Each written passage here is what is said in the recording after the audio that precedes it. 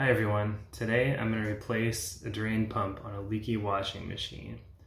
The washer is a Fisher Paykal model WL4227P1 and the pump looks like this. Let's get started. Today I'm replacing the pump on the bottom of our Fisher and Paykal AquaSmart washer.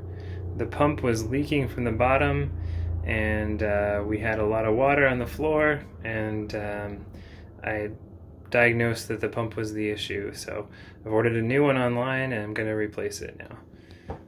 So I'm going to start with turning off the water behind the washer.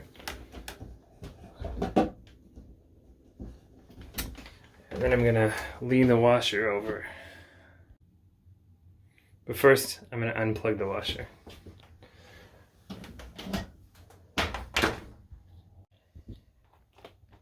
So here you can see the pump. You can see the water damage there, the sort of orange spots. You can also see where the water dripped out as I was lowering the washer. Obviously not a good situation. This is what a clean new pump looks like. So I'm going to be replacing the old one with this one. So the steps here are going to be pretty simple.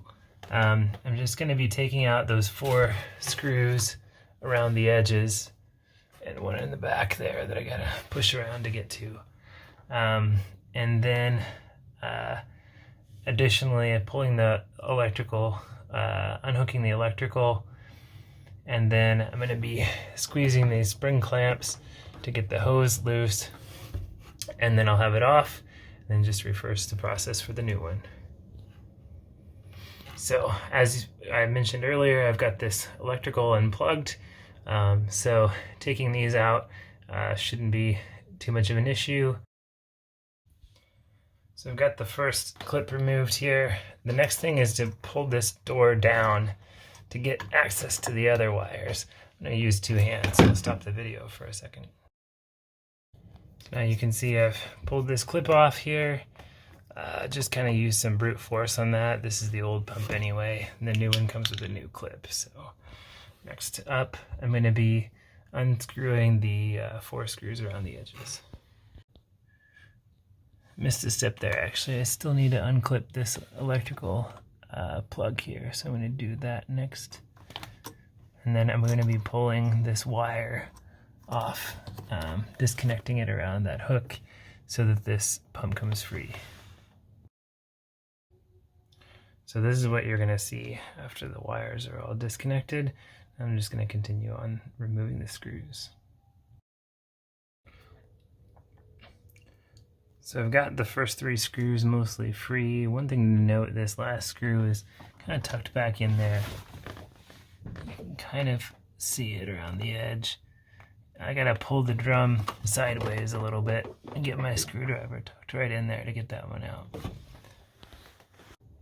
So now I've got all 4 screws out. You can see there, this should come free. I think before I do that though, I'm gonna go ahead and disconnect those 2 hoses just by pulling these spring clamps together and then pulling the rubber hose off of the pump, just to make it a little bit easier to yank that pump out of there. Okay, so at this point I've got the pump disconnected. You can see it just came off of those 2 hoses there, pulled it right off. You can see this is old, it's gathered some dirt. It's about a 6.5-year-old washing machine. The gasket's still actually in pretty good shape. So I suspect that the leak is somewhere inside the bottom here. I took it apart earlier and didn't really see a super easy way to fix it, so I just went with the new pump. It was about $200 on Amazon.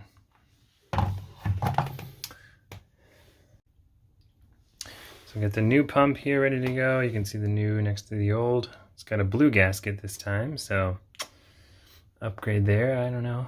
Depends on what color you like. I'm just gonna go ahead and screw this one in before I connect the hoses. I just think it'll be easier to handle and screw in, and then I get the hoses on afterward. But we'll see. I may come to regret.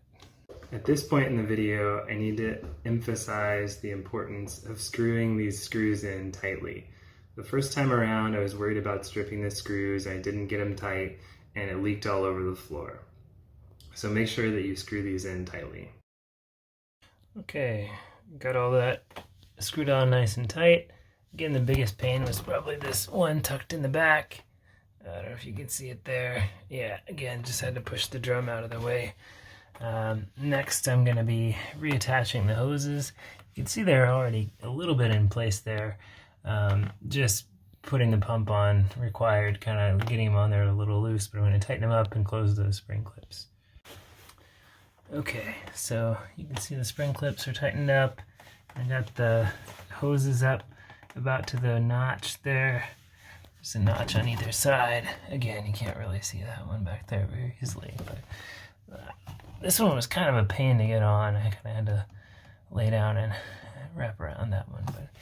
But last step here should be reconnecting the electronics, and so we'll just be getting that one back in place here, getting this back with that, and then we will be closing it up with the new tab that was included with the new pump.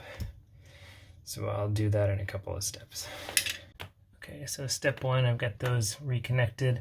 One tip, I found it a little bit easier to connect these outside the clip and then clip them in, rather than try to clip in the black piece and then connect. So now I'm just going to close up the black tab, and that should be it for the installation. Okay, so now that tab's closed up, you can see the new one's got a bit bigger tab compared to the old one there. Maybe some retrofit that they did after the model was initially launched, just to do a little bit more safety. So that should be it. That's the new pump. All that's left now is to get my tools out of the way, tip the washer back up, and give it a test run. So that's how I fixed our leaky washer for about $200 and probably saved us an expensive plumbing visit. Thanks for watching, and smash that like button.